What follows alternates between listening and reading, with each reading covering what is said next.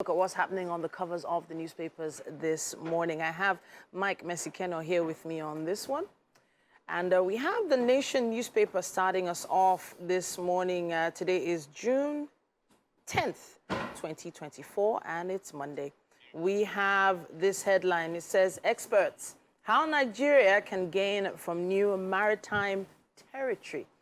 UN-approved continental shelf expansion will boost nation's economy and security. The expected gains are listed right there on the cover. The story starts there and continues on page 4.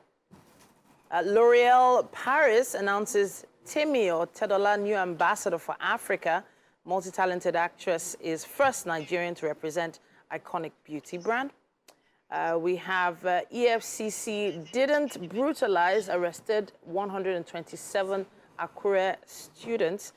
Profiling of suspects begins. NDIC to expose chronic debtors following Heritage Bank liquidation. And just beside the photo story there, it says Tinubu rejigs Climate Change Council, Nigeria, US in talks over financing instruments. Mike, any strike your attention there on the Nation? None. None? I actually was quite interested in the issue of maritime, actually the story there basically giving insight into how Nigeria can gain from the new maritime territory. And I think it's a developing story we should look into. Had a conversation with someone who was into maritime insurance just last week. And it's actually interesting how much better it is when it comes to imports and exports in the shipping industry with introduction of AI at many ports around the world. We'll talk about that maybe during tech sometime soon. We have the Daily Independent. Do you have that with you? No, I have the Vanguard here. The Vanguard. Let's check out the Vanguard here. Airfares, prices skyrocket and distort travel plans. How Jonathan and wife orders forced wiki on rivers. That is from Clark. How Agric Revolution is delivering dividends by Governor Makinde. All of that above the flag of the paper. And experts see danger around minimum wage battle. It's been going on and on. The riders underneath that headline go on to the president and NASA determine our next action. Labour alleges conspiracy between governors and OPS. ITC writes Akpabio for labeling strike as an act of economic sabotage. Governors, senators, reps should also earn 62,000 naira minimum wage. Mbaka, I think that should be the cleric talking about him here. On sports, Benin versus Nigeria. It's win or bust for Super Eagles. Okay, bust. Interesting. Obi mocks INEC. South Africa elections didn't experience glitches. Gunmen abduct 30 passengers in Nasarawa as bandits attack Catholic Church in Kaduna and abduct priest. All of that on the front page of the Vanguard. The cover of the Vanguard is packed, if you ask me today. I'm wondering how far airfares can skyrocket after it's been skyrocketing for so long. I'm a bit concerned about that. I don't know. Now, the alternatives to flying. I don't know. You use ship or you go on the road. It's just it's getting alarming. Really alarming. We have the Daily Trust with us as well. It says governors spend billions on cars for lawmakers. It's misplacement of priority, activists and CSOs say here. Page 6 has more on that. The photo story, they're having quite a few cattle in focus there, I guess in preparation for the upcoming holidays. It says here below the masthead, I saved Tinubu's political career. Atiku replies Shetima. Nigeria records 6.5 trillion naira foreign trade surplus. Northern elders ask federal government to create pastoralist commission.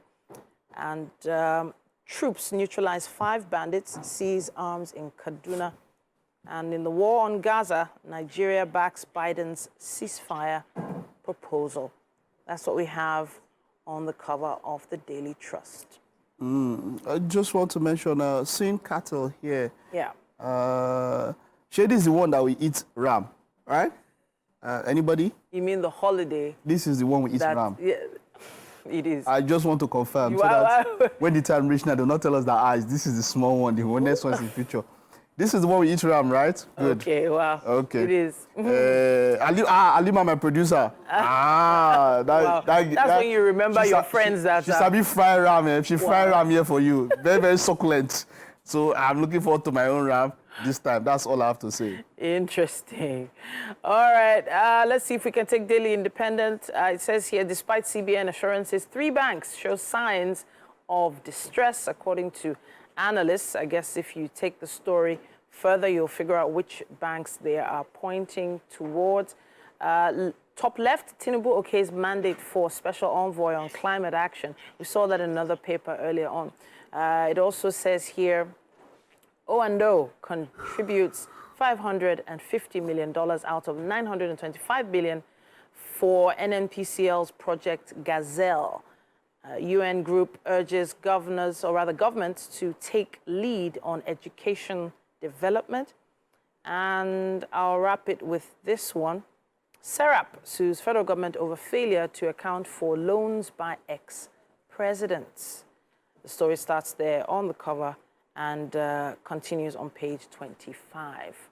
That's what we have on the cover of the Daily Independent. There's a picture story there of a visit of the Lagos State Governor, the President of the Senate, and of course Aliko Dangote to the refinery, and we're looking forward to that one. That everything starts up quite well. It was end of June, or June was the date that was given, especially with Port Harcourt and all of that. And like I told somebody, I said this should hopefully, once we stop him, this should hopefully impact on the value of the Naira. I mean, it's very simple. Like I said, once we can give value, once we have enough for us, and then we start exporting the material, definitely it's going to impact on our currency.